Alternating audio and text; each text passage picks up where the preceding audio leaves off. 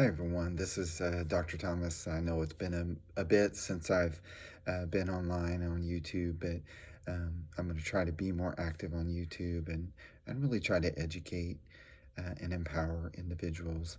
But one of the things I wanted to talk about today is really focused on men over the age of 40.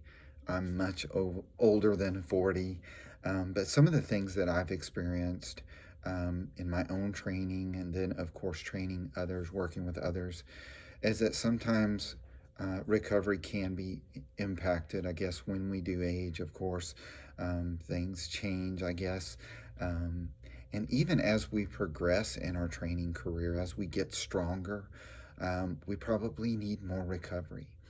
And I know in the strength training community, it's common to make rules. If I follow this program or I train this way, then we're going to achieve changes, improvements in muscle mass, body fat, all the outcomes associated with strength training. But the fact is over time and as we age, things change. Our bodies are constantly adapting to the environment, to the stressors we place on our bodies. And one of the things that I've noticed over the years is we have to tend to a joint health, joint reduce irritation, and pain is the sign of some sort of maybe damage or excess training that we're doing. um, Another thing that I hear commonly is that we should always train to failure, where we can't do another, in a given set, we can't do another rep. And that's not always the case either. Um, there's a time where we need to back off and not have all of our sets approach complete failure or fatigue within each set.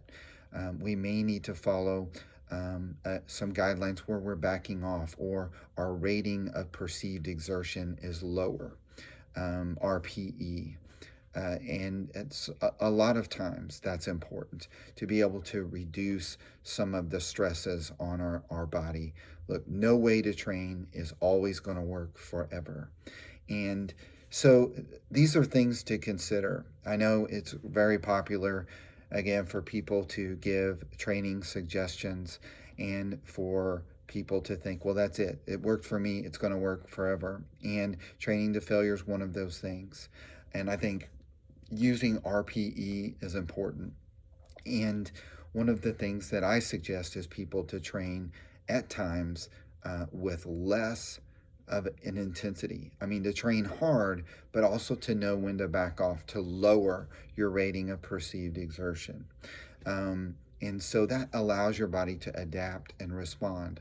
Also, um, changing or altering not just that intensity, that rating of perceived exertion. When I say intensity, I'm talking about the rating of perceived exertion, not as a percent of 1 RM. However, we can vary that and should vary the percent of 1 RM training, one repetition max with all of our sets. So, as with everything, intensity, volume, number of sets, number of reps per set should change.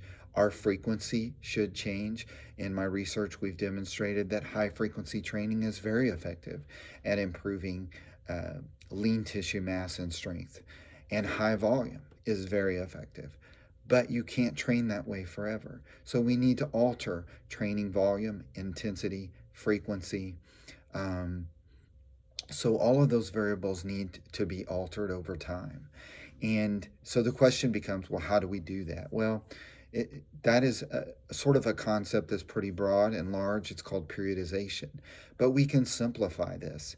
And those are some of the things that really I've made a great effort to develop a program that is periodized. It has phases of moderate intensity, moderate volume, with phases that are ramping up, followed by lowering of volume and intensity. And so those are things that we have been working for really multiple years at developing, and I've created sort of a coaching system that will help you manage rating of perceived exertion, volume, and intensity of your strength training. And those things are important for all populations, but really specifically as we age and if we've trained for a period of time. Um, but it's important to alter and periodize our training. So, I am going to be having a workshop this Saturday.